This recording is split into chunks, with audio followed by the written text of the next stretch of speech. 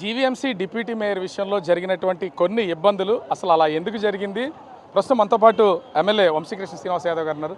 ఏం సార్, నిన్న జరిగినటువంటి దెబ్బకి ఈరోజు అందరూ సెటరైట్ అయ్యారు అనుకోవాలా? ఏం జరిగింది అసలు? ఈరోజు సుమారు 70 మంది రావడం జరిగింది. నిన్న చిన్న కమ్యూనికేషన్ గ్యాప్, ఇంటిమేషన్ జరిగి వెళ్ళలేదని చెప్పేసి కొంచెం లేట్గా రావడం జరిగింది. దానివల్ల ఇవాళ టైం ఉంది కదని చెప్పేసి వాయిదా వేయించాం. సో ఇవాళ అనుకున్న దానికంటే ముందే రావడం జరిగింది. 2 నిమిషాల్లో అంతా కంప్లీట్ అయిపోయింది. జనసేన పార్టీకి ఇవ్వడం ఇష్టం లేకే డిప్యూటీ మేయర్ పదవిని అటు టీడీపీ వాళ్ళు వ్యతిరేకించారనేది జోరుగా జరుగుతున్న ప్రచారం. 18 మంది అటెండ్ కాలేదు. అది తప్పు.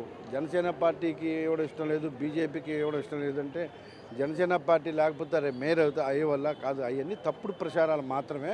వాళ్ళందరూ హ్యాపీగా ఉన్నారు, ఆశించిన వాళ్ళు ఎక్కువ ఉన్నారు కాబట్టి కొంచెం కూర్చొని మాట్లాడి వచ్చేవరకు కొంచెం లేట్ అయింది తప్ప ఇంకోటి కారణం అయితే కాదు.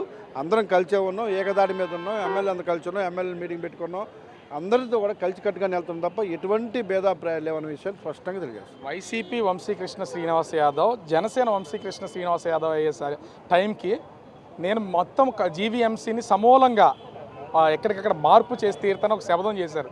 ఇది ఎప్పుడో మేయర్ డిప్యూటీ మేయర్ మారిపోయారు, మీ శపథం నెరవేరుంది అనుకుంటున్నారా? అంతే కదా, అంతే కదా. ఇంకా మేము ఒకటే చెప్తా ఉన్నాం, ఖచ్చితంగా వైసీపీని తుడిచిపెట్టుకుపోతాం, అందులో డౌట్ అయితే లేదు. వైసీపీ పార్టీ అన్నది ఉండే పరిస్థితి విశాఖపట్నంలో అయితే ఉండదు. మీరు రాసి పెట్టుకొని మళ్ళీ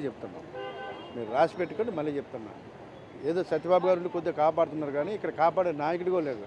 అంతా డమ్మీలు డఫాలు ఉన్నారు అక్కడ. సో వాళ్ళని చూసి ఎవరు నాయకత్వం నిలబడే పరిస్థితి లేదు. జగన్మోహన్ నమ్ముకున్న వ్యక్తులు ఇవాళ ఎవరున్నారు? పార్టీలో ఉన్నారా? మా కామరాజ్ గారు ఎక్కడున్నాడు తెలిసి అసలు ఆయన నమ్ముకొని కదా మమ్మల్ని అందరూ తొక్కేశాడు. సో ఆ పార్టీని నిలబెట్టుకోవాలని శతవిధాలు ప్రయత్నం చేస్తున్నారు. పాపం మనకి జాలి వేస్తుంది వాళ్ళని చూస్తే, అంతే అయితే ఇంక అంతకుమించి ఏం లేదు. గత 4 సంవత్సరాల జీవీఎంసీ అవినీతి ఉంది, దాన్ని సమూలంగా బయటకు తీయడమే నా ధ్యేయం. మొత్తం గేట్లు తెరిస్తే మా పార్టీలోకి వచ్చేస్తారన్న మీరే ఇప్పుడు మీకే అధికారం వచ్చినటువంటి పరిస్థితి ఉంది. మీరు ఎమ్మెల్యేగా ఉన్నారు, మీ నియోజకవర్గంలోనే జీవీఎంసీ కూడా ఉంది, మొత్తం కార్పొరేటర్లు చాలామంది ఉన్నారు. అవినీతి ఏ విధంగా బయటికి తీయడానికి ప్లాన్ చేస్తున్నారు? నేను ఆ రోజు జీఎంసీ కంటే కూడా డైరెక్ట్గా జగన్మోహన్ రెడ్డి గారిని అడిగాను. నేను నీ చుట్టూ కోటరీ కానీ నువ్వు తీసుకున్న నిర్ణయాలు కానీ బాగులేవు, దానివల్ల మీరు చిత్తుగా 15 సీట్లకి లోపే మీరు ఓడిపోతానని 1 ఇయర్ ముందే నేను అటు సుబ్బారెడ్డి గారికి కానీ సారెడ్డి గారికి ముందు జగన్మోహన్ రెడ్డి గారికి లెటర్ రాశాను. 15 సీట్ల దాటి ఒకటి రావంటే మీ వ్యవహార శైలి, మీరు తీసుకున్న నిర్ణయాల కారణం అని చెప్పాను.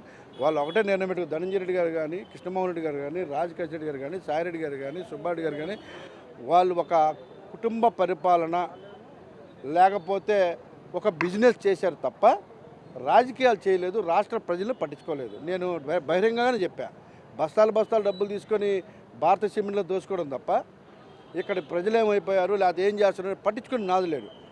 అసలు ఆ ధనంజయ రెడ్డి అనేవాడికి నమస్కారం పెడితే మనిషి కూడా చూసేవాడు కాదు, మంత్రుల మొహం కూడా చూసేవాడు కాదు. ఆ రోజు అనుకున్నాం పతనం, ఇంక జీవితంలో వీళ్ళు పాలిటిక్స్ లేవని. అదే జరిగింది. జీవీఎంసీ ముందే చెప్పాం. జీవీఎంసీ అవినీతిని బయటికి తీయడానికి ఉన్న 9 నెలలు సరిపోద్దా మీకు? ఈరోజు 1 ఇయర్ లోపే మొత్తం బీకేశారు కదా. ఎక్కడ ఇదంట చూసావా, ఒకటి వెళితే కూడా కుదిపేశారు కదా. ఆ రోజు నేను చెప్పిన పేర్లన్నీ ఇవాళ దొరికిపోయారా? ఒక్క పేరు మిస్ అవ్వలేదు. ఆ రోజు 6 పేర్లు చెప్పా, 6 పేర్లు ఇవాళ ఇంక్లూడ్ మిథున్ రెడ్డి అందరూ ఉన్నారు. చూడండి మీరు, 6 పేర్లు 6గురు ఇవాళ అరెస్ట్ అయిపోతారు, ఒక్కరు కూడా మిగలరు. అలాగే ఇక్కడ కూడా ఎవరన్నా కానీ అవినీతి చేస్తుంటే, ఎవరైనా సరే చేస్తుంటే ఖచ్చితంగా లోపలికి వెళ్తారు, ఎటువంటి డౌట్ లేదు. చట్టం తన పని తాను చేస్తుంది. అది నేనా మీరా లేకపోతే ఇంకొకరు ఎదురు చూడరు. ఎవరైనా, నేను ఆ రోజు బయటకు వచ్చి 6గురు పేర్లు చెప్పా, 6గురులో 5గురు అయిపోయారు, ఒక మిథున్ రెడ్డి మిగిలి ఉన్నా, మిథున్ రెడ్డి కూడా వెళ్ళిపోతాడు. ఓవరాల్గా చూస్తే జీవీఎంసీ డిప్యూటీ మేయర్ పదవి విషయంలో ఖచ్చితంగా అటు చాలామంది ఆశించినటువంటి వాళ్ళు ఉన్నారు.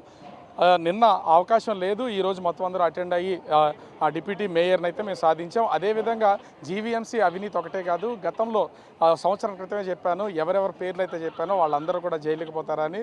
జగన్మోహన్ రెడ్డి అవినీతిలో కూరుకుపోయాడు కాబట్టి నేను పార్టీలోంచి బయటకు వచ్చాను. ఈవేళ వైసీపీ అంతా కూడా పార్టీ ఎక్కడుందో కూడా తెలియనటువంటి పరిస్థితికి వచ్చిందని ఎమ్మెల్యే వంశీకృష్ణ శ్రీనివాస్ యాదవ్ చెప్తున్నటువంటి పరిస్థితి కనిపిస్తోంది. కెమెరామెన్ అజయ్తో రాజు, బిగ్ టీవీ, విశాఖపట్నం.